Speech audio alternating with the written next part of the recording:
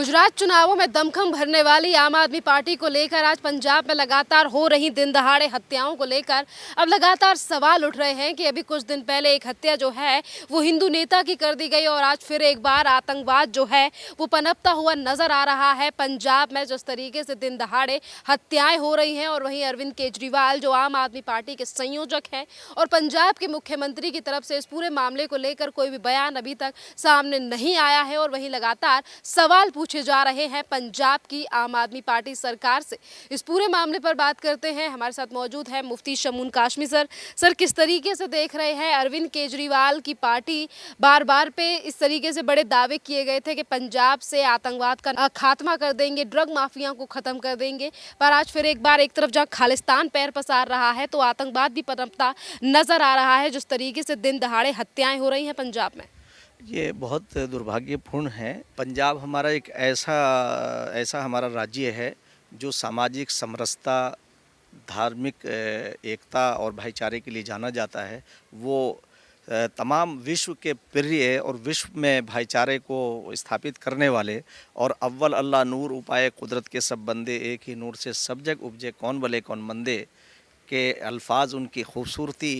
को, उस पंजाब की खूबसूरती को आगे बढ़ाते हैं। ये माननीय हमारे सबके बड़े गुरु नानक देव जी, जिनकी अभी जयंती गुजरी है, ये उनका राज्य है, उनकी कर्म स्थली है। तो मुझे अफसोस होता है इस बात का कि उस राज्य की बागडोर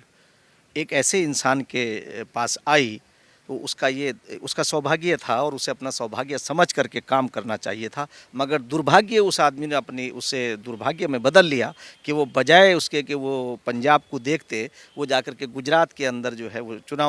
चुनाव मुहिम में लगे हुए हैं। उनका क्या मतलब इस चीज़ का? उन्हें अपने पंजाब को देखना चाहिए। जैसे अभी एक नेता की हत्या हुई, निर्मम हत्या हुई, ये हत्याएं जो है कब तक होंगी? क्या एक इंसान को, वो किसी भी विचारधारा का हो, किसी भी पार्टी से ताल्लुक़ रखता हो, मैं ये समझता हूँ कि उसकी जान उतनी ही कीमती है जितनी मेरी कीमती है, जितनी अरविंद केजरीवाल की, जितनी भगवत मान की कीमती है, उतनी उसकी भी कीमती है। तो ऐसे राज्य के अंदर इस तरह से निर्मम हत्या होना, ये बहुत ही, मैं समझता हूँ, निंदनीय नहीं है, ये तो दंडनीय है। इस पर दंडित किया जाना चाहिए, वहाँ की सरकार को भी दंडित किया जाना चाहिए और स्वयं इसका जो है वो संज्ञान लेना चाहिए। हमारी राष्ट्रपति मुर्मू जी को इसका संज्ञान लेना चाहिए और सरकार को संज्ञान लेना चाहिए और उन्हें पनिशमेंट देना चाहिए इस बात के लिए कि आखिर तुम्हारे राज्य के अंदर जिस तरह से लॉ एंड ऑर्डर की स्थिति पैदा हो गई है, अराजकता पैदा हो गई है, और फिर इससे पहले वो स्टेट जो है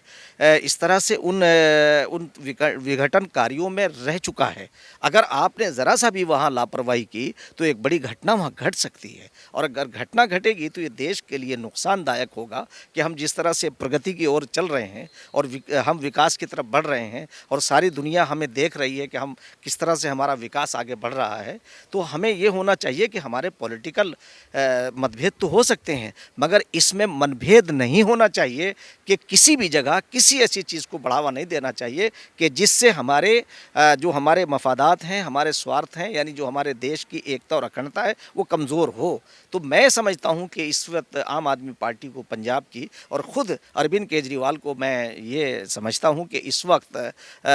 इन्हें अपने कर्तव्यों का निर्वहन करना चाहिए, अपने फ़र्ज़ को समझना चाहिए कि फ़र्ज़ ये है कि अगर तुमने वहाँ जाकर के अगर तुमने ये कोशिश की है और वो स्टेट तुम्हें मिल गई है, लोगों ने कहा तुमसे, जिस तरह से भी कहा, तुमने जौन सा भी झांसा दिया हो, क्योंकि पॉलिटिकल लोग तो झांसा देते ही हैं, और अरविंद केजरीवाल जी तो इस मामले में बहुत माहिर हैं कि वो जिस तरह से रेवड़ियाँ बांटते हैं और वहाँ जो रेवड़ियाँ बांट करके हर आदमी को वो ललचाते हैं और जिस तरह से लालच में लोग बागडोर दे देते हैं, तो वो मैं समझता हूँ कि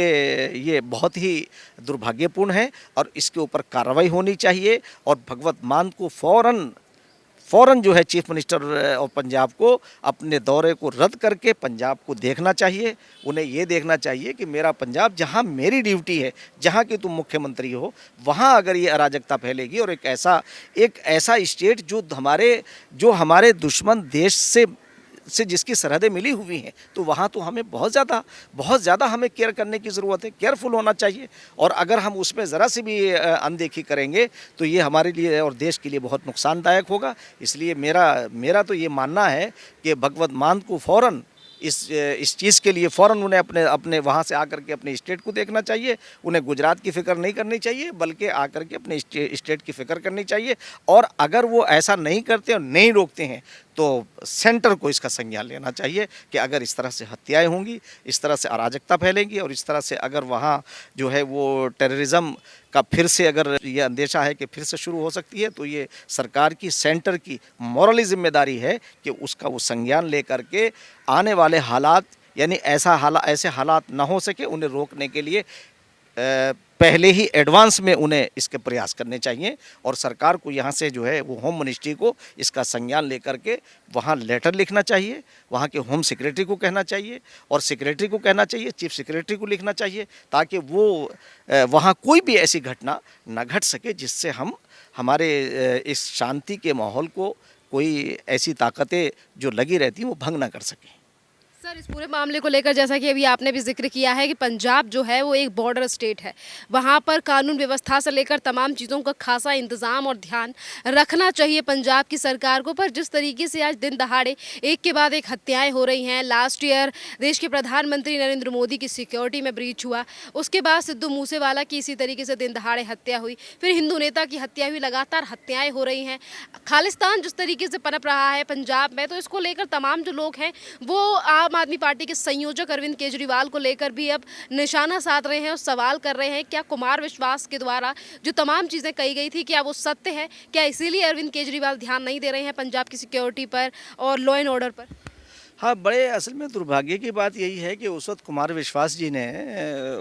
जो तथ्य सामने रखे थे, क्योंकि कुमार विश्वास जी भी हमारे साथियों में से थे, हम लोग सब साथी में थे और वो बहुत ज़्यादा क्लोज थे। और जिस वक्त ये एक्सपेरिमेंट किए जा रहे थे कि कैसे पार्टी बने, कहाँ कहाँ उन्होंने दौरे किए, हिमाचल में गए, वो सब के साथ में रहे हैं और उन्हें जाहिर बात है कि उनकी कहीं भी कोई भी बात जो है उस पर गौर करना चाहिए था सरकार को। मगर उस वक्त दुर्भाग्य रहा कि नेशनल मीडिया ने और मीडिया के माध्यम से कुमार विश्वास जी ने भी और अन्य लोगों ने भी कहने की कोशिश की, मगर पंजाब की जनता ने, मैं समझता हूं कि जो निर्णय लिया वो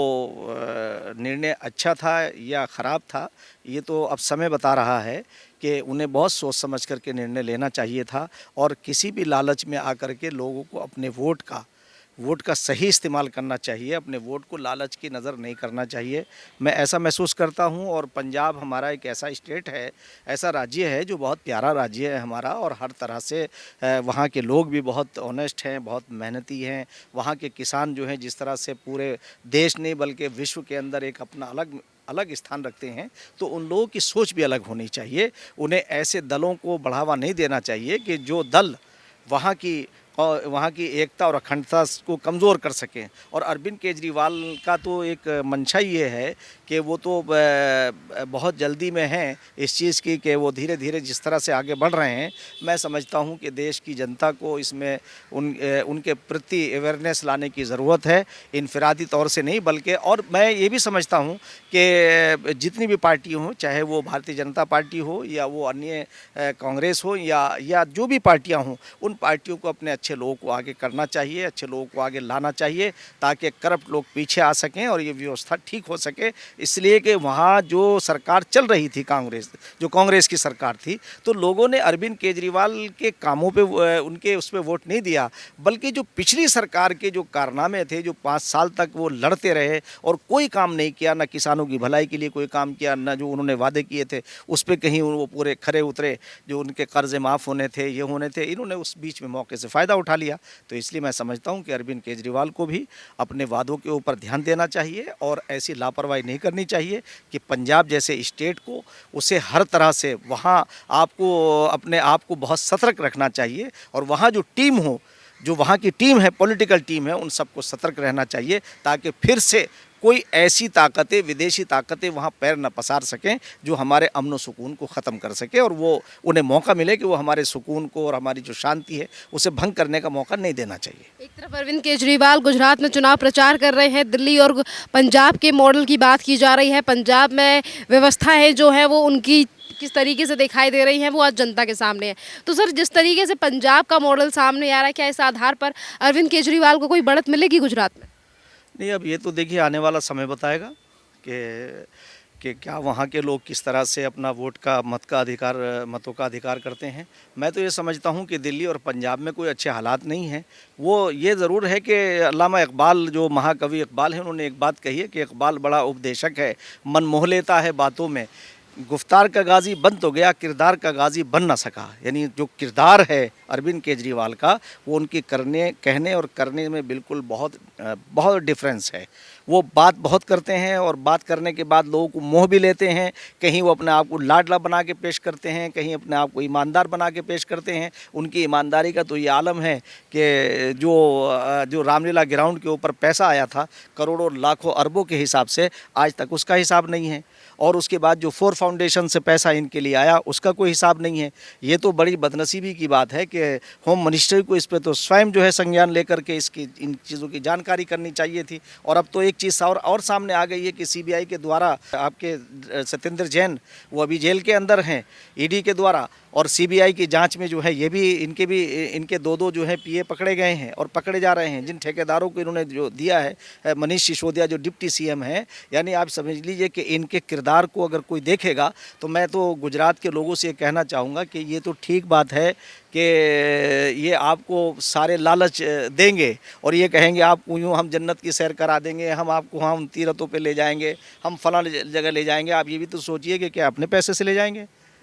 क्या ये अपने पास से खर्च करेंगे? आपके टैक्स का पैसा, जिसे ये बड़े झांसे से बहुत ही इधर को हाथ घुमा के ये इसके आदी हैं, ये आकर के आपके वोट को हासिल कर लेंगे। और उसके बाद ये समझिए, आप ये तो सोचिए कि वो पैसा कहाँ से लाएंगे। क्या अरविंद केजरीवाल अपनी सैलरी से, जो 400 गुना सैलरी बढ़ाई है अपनी,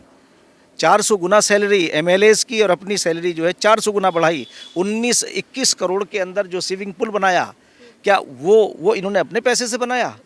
तो इसलिए गुजरात के लोग जागरूक हैं और गुजरात के लोगों को ये देखना चाहिए कि अरविंद केजरीवाल, मैं ये समझता हूँ कि ये तो मत तो आपका है, जिसे चाहें दें, मगर और ख़ास तौर से मैं अक़लियतों से, विशेषकर मुसलमानों से ये अपील करना चाहता हूँ कि आपको एक अच्छा मौका है कि आप गुजरात के अंदर जो लोकल आपके एमएलएज लड़ रहे हैं, आप उन्हें वोट दें, किसी भी पार्टी के हों, और उनसे ये वादा लें कि आप हमारे ये काम करेंगे। और आपका अगर बीजेपी का कैंडिडेट आपसे ये वादा करता है कि मैं आपके काम करूंगा, तो मुसलमानों को चाहिए कि अपनी दुश्मनी को दोस्ती में बदलें और अपने किरदार को अच्छा करें। अगर आप इसी तरह से लड़ते रहोगे और आप बीजेपी को हराने के लिए वोट करोगे, तो ये आपके लिए, आपके फ्यूचर के लिए, आपके बच्चों के लिए, इस देश के लिए ये अच्छा नहीं है। आप किसी को आप एक बार जिता के देखो, उन्हें आप वोट दो और ये कह कर के वोट दो कि हमें कोई लालच नहीं। बगैर उसके मैं दावे के साथ ये बात कह सकता हूँ कि आपकी दुश्मनी तो है ही नहीं कोई, और होनी भी नहीं चाहिए। अब हमारा भाईचारा मजबूत होगा और हमारी दुश्मनी दोस्ती में बदल जाएगी। ऐसा मेरा अनुभव है, ऐसा मेरा तजर्बा है, और मैं ये बगैर किसी उसके, बगैर लालच के, बगैर लोभ के एक मशवरा देना चाहता हूँ, ख़ास तौर से गुजरात के बुद्धिजीवी इंटेलेक्चुअल को, कि खुदारा आप अपने आप में चेंज लाइए। आप जो भाजपा से मुताल्लिक़ या आरएसएस से मुताल्लिक़ गलतफहमियाँ हैं आपकी, उन्हें दूर करिए, और दूर करने के बाद आप बैठिए और इस हकीकत से इनकार नहीं कर सकते कि आप उन्हें नहीं हरा सकते। तो जब आप हरा नहीं सकते तो उन्हें जिता के देखो।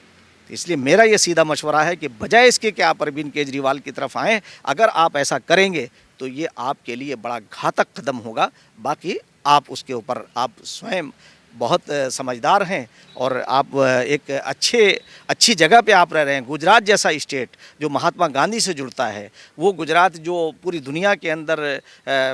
बिजनेस के लिए, हीरो के लिए, तिजारत के लिए जाना जाता है। तो इसलिए मेरा ये कहना है कि ये तो आपको सोचना है कि क्या करना है। हमारा ये नाकिस मशवरा है, अगर आप इस पे आपको ज़रूर गौर करना चाहिए कि अपनी दोस्ती को मजबूत करें। और आने वाले, क्योंकि राजनीति से जुड़े हुए जितने लोग हैं वो सब के सब, उनमें कोई फ़र्क नहीं है। आप तमाम पार्टियां जो हैं वो एक ही तरह की हैं। तो इसलिए मैं समझता हूं कि मुसलमानों को इस पे ज़रूर गौर करना चाहिए। ऐसा मेरा एक मशवरा है जो मैं आपको तक पहुंचाना चाहता हूं आपके ज़रिए से। बहुत बहुत धन्यवाद।